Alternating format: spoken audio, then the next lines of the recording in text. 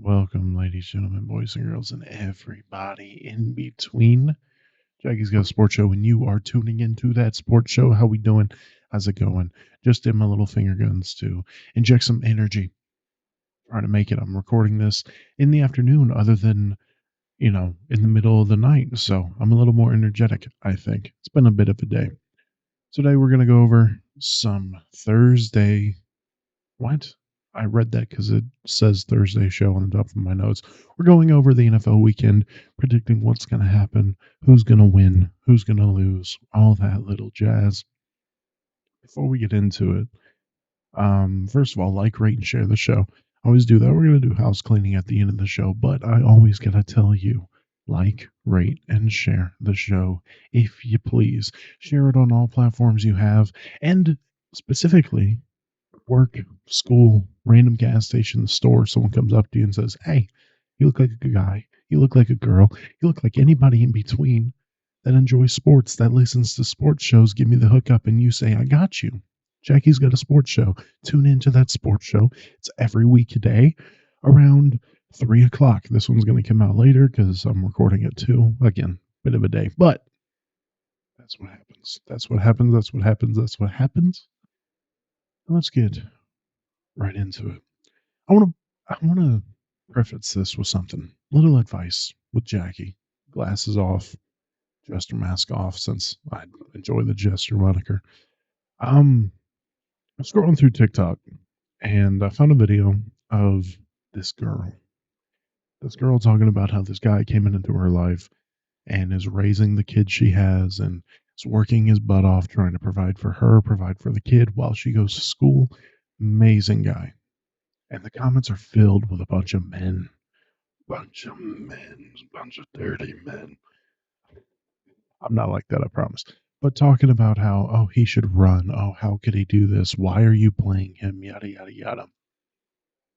You scroll a little further, and that annoyed me, and I'm not just going to gloss over that, I promise. But I scrolled a little further, and there was a girl who posted a picture of her and her man when they were 14 years old, adorable teenage couple.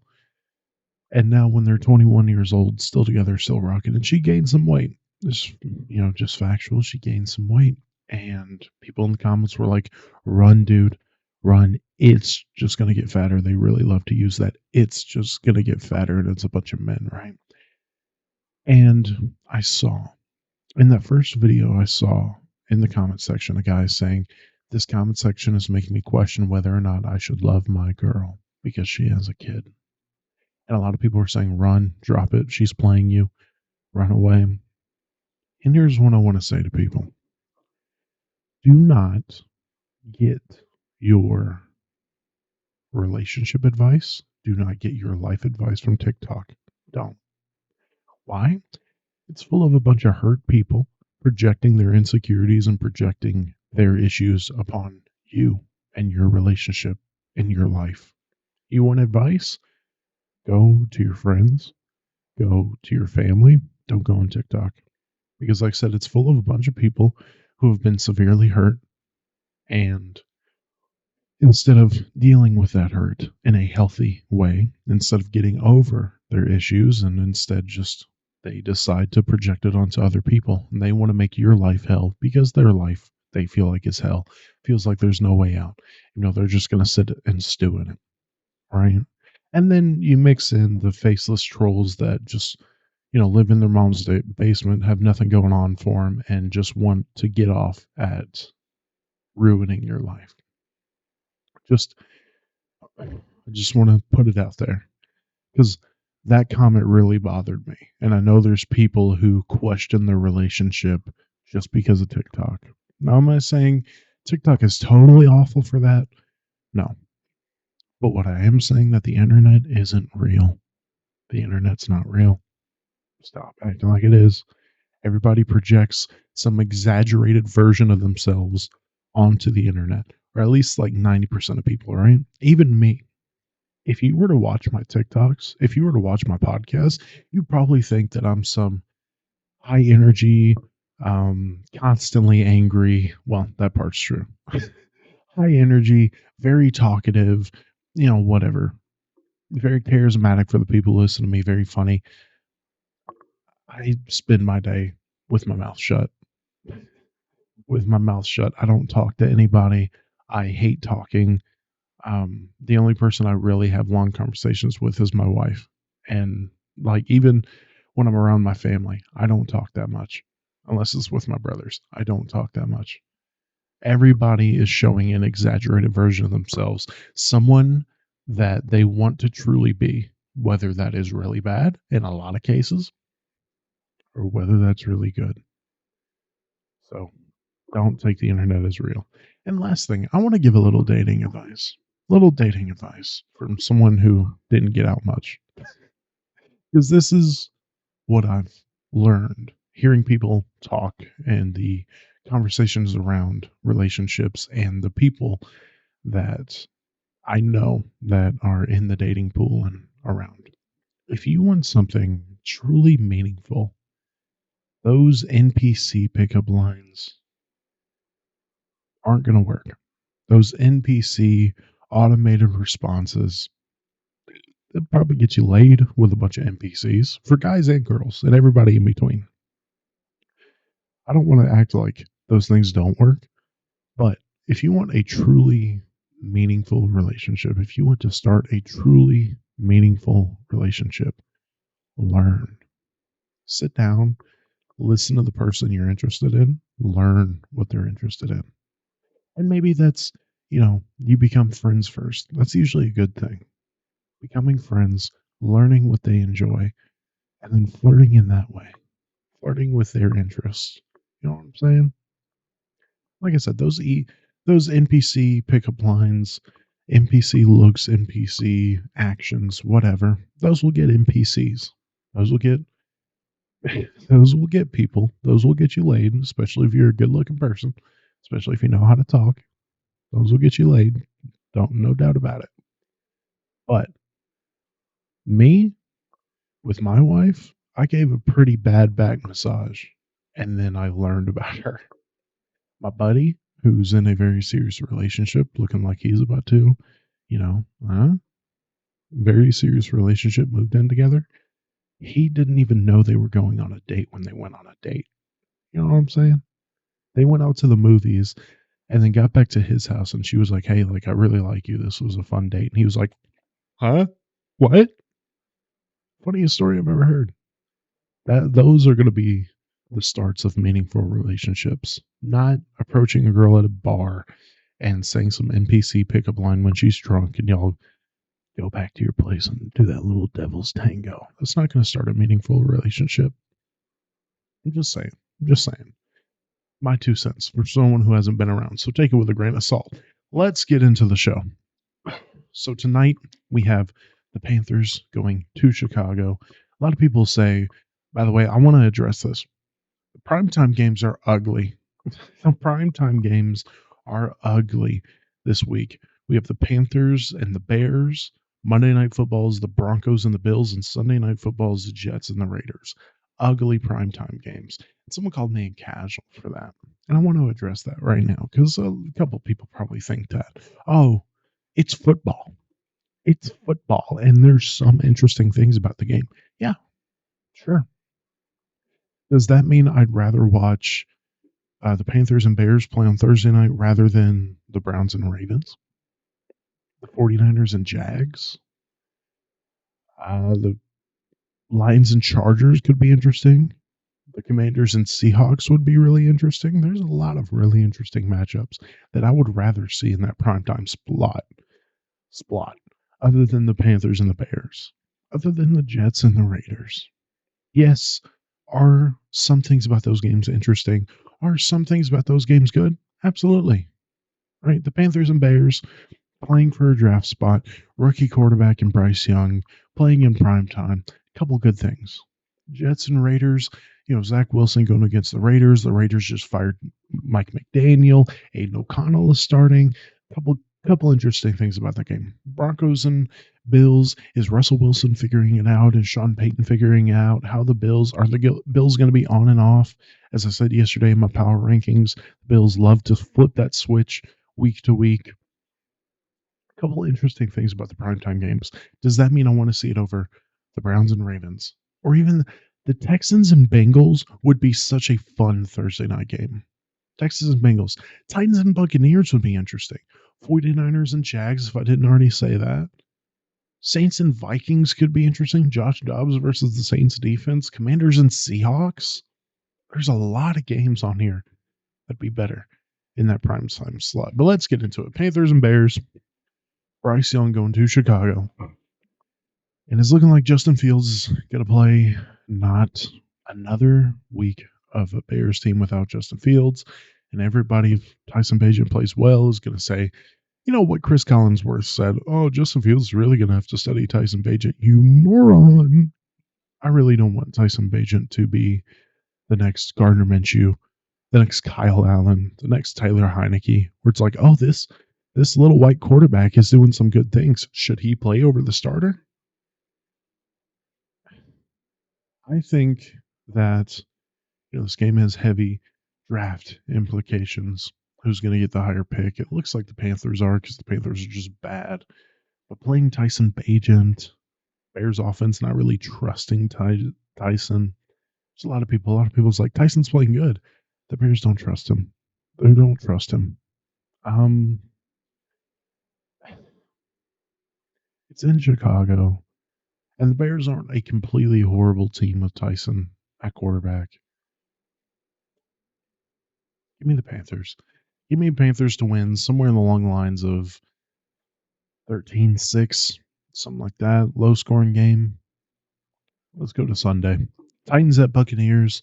Will Levis officially named the starter of the Tennessee Titans. The Buccaneers on a 4-game losing streak.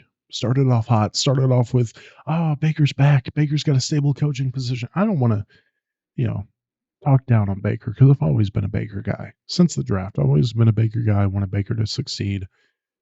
But I knew it wasn't going to last. I think we all knew that Baker's renaissance in Tampa Bay wasn't going to last, especially because Todd Bowles is not a good head coach. Let's get it very straight. Todd Bowles is not a good head coach.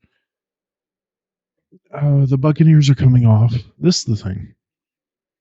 Everybody wants to talk about the Buccaneers have a solid defense. Yeah, in the run. The Buccaneers are solid in the run game, but they can't get to the quarterback. And their defense is ranked overall 31st in passing. 31st in passing. They just gave up a CJ Stroud performance in which he put up 470 yards and 5 touchdowns. Probably the best rookie quarterback game of all time. And now they're facing Will Levis, who hasn't had a bad game yet. He's only started 2 games, both in the same week, but he has not had a bad game. A lot of box score watchers will look at his stats on Thursday night against the Steelers last week and say like, oh, but you didn't watch the game. But here's the thing. Like I said, the Buccaneers defense is 9th in rushing. 9th. Top 10. Tough rushing defense. And what is the Titans' bread and butter? They still need Derek to have a good running game to win. That's still the offensive identity. They're moving away from that, and they are going to probably be pretty much fully away from that next year. That's still the team. It's still a team that needs to run the ball. Historically, it's a team that needs to run the ball. And on the other side of the ball, the Titans' defense is slowly eroding. Their pass rush is getting worse. Their linebackers were always suspect. And that secondary was already suspect. And then they took out Kevin Byard and got even worse. This Titans defense is not a good defense. But the Bucs offense is not a great offense. It's not a great offense. They have playmakers. We do not have a guy on the Titans who can guard Mike Evans. And the last time the Titans played Mike Evans had a day. I remember watching the Buccaneers drives, and every time the ball was in the air, I was like, Mike Evans? And Mike Evans would name a corner on the Titans that season. It was disgusting. But I have the Titans winning something along the lines of 27-13, something like that, multiple possessions. I don't think the Buccaneers defense is good enough, and I don't think the Buccaneers offense is good enough to exploit the weaknesses of the Tennessee Titans, but put it on your radar. Let's move on to the Colts going to New England. The Colts having a bit of a weird year. Sometimes Gardner Minshew was showing that He can play competently. Sometimes he's not. Their defense is pretty good, pretty okay. God, let's not discuss you that much. That much. I was checking the battery in my computer. That's why there was such a long pause. But the Patriots defense is a really good defense. And let's not get that twisted. And it's in New England. But that offense, oh my God, that offense, dude. That defense tries to bail out that offense.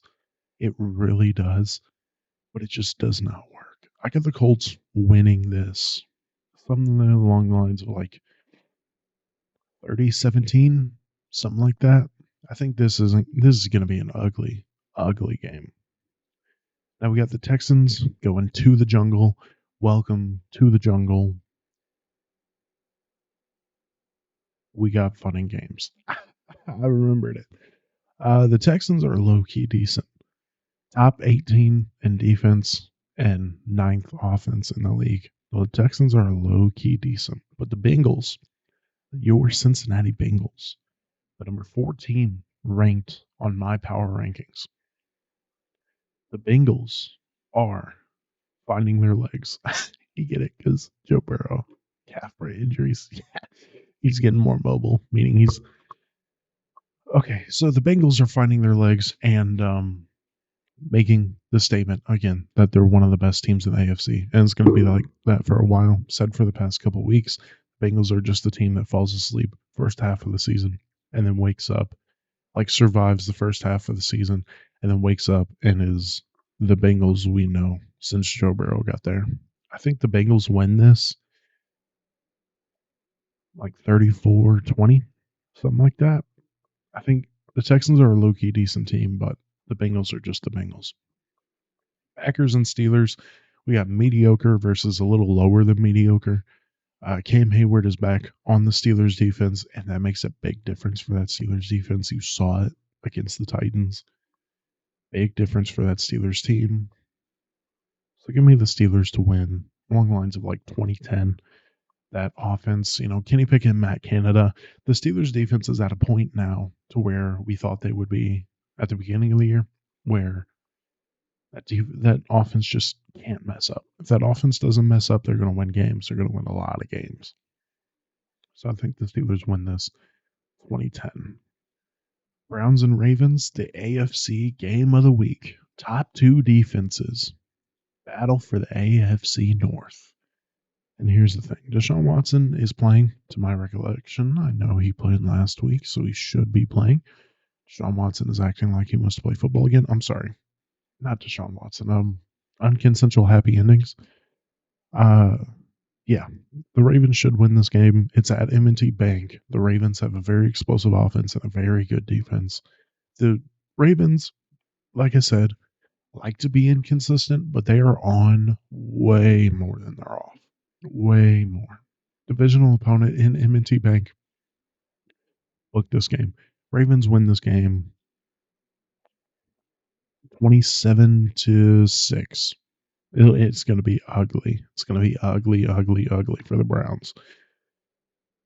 Now we got the 49ers and the Jags. The 49ers coming off of a bye week. Also, they have Deebo Samuel returning. And you gotta wonder, can Brock Purdy become Brock Purdy that he was last year and at the start of this year? Going into the bye, they were on a 3-game slide. They really needed the bye week to kind of collect themselves. And this is a good game to do it. Jaguars are a good team in the AFC. So this win would instill a lot of confidence back into Brock Purdy, back into the 49ers offense. And while the Jags are a good AFC team, they are very inconsistent. They are a very, very inconsistent team. This is in Jacksonville. However, I have the 49ers winning 27-16, something along the lines of that. I usually write the scores and who wins next to them, but I didn't do that. I did that for my college football matchups for the show tomorrow, but for some reason I didn't do it for the NFL. Next, we have the Saints going to Minnesota. Joshua Dobbs getting thrown on another team coming up to upset the Atlanta Falcons last week. But the Saints are finding their legs. They have a very good defense, and the Saints offense is finally coming around. And everybody was wondering, you got Alvin Kamara back. You also have Jamal Williams. You have Chris Olave, and Rashid Shaheed is showing up as a valuable deep threat. You have Michael Thomas. You have very good weapons. What is going on? What is happening? But it looks like they're coming back. Looks like the Saints are becoming the team that everybody thought they should be. But the Vikings are very hot right now. They started off the season, it's not a good, they turn the ball over so much. They don't score in the first half. They're losing the one score games, the games they won last year. And at the beginning of the season, I said that absolutely the Lions could win the division. The Lions are good enough to win that division. However, the Vikings are still there. The Vikings are still there. And at the beginning of the season, I was like, okay, this is what everybody was talking about. But now we're here, and the Vikings are hot.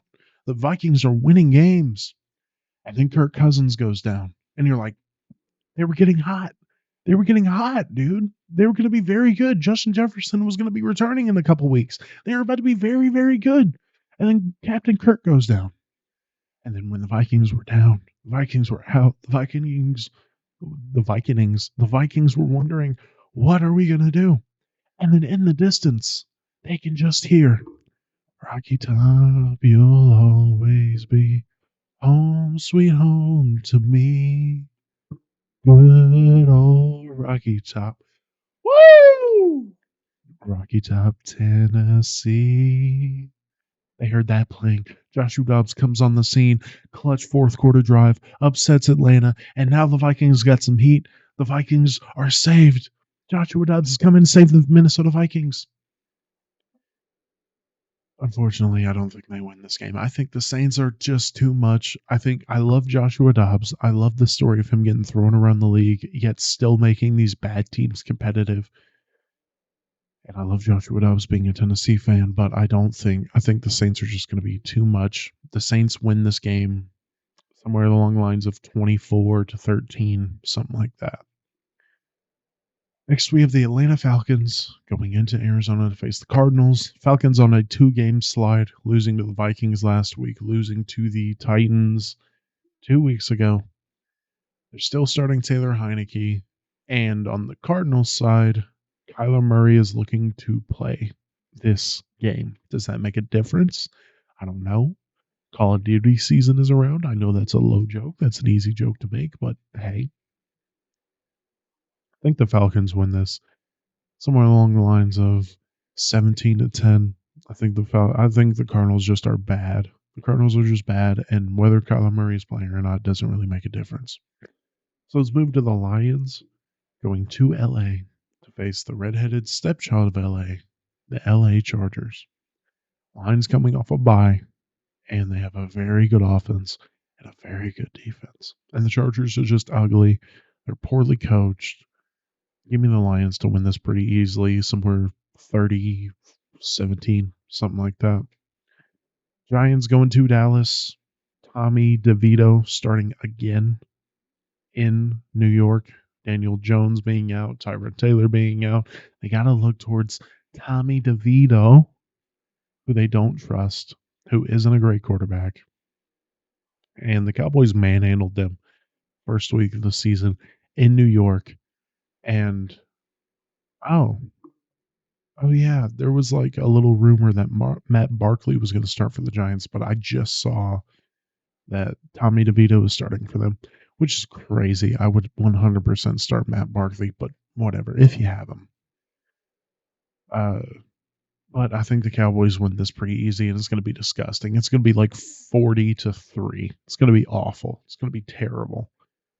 Commanders and Seahawks could be very, very interesting, both with suspect defenses and both with offenses that have a lot of potential. A lot of potential.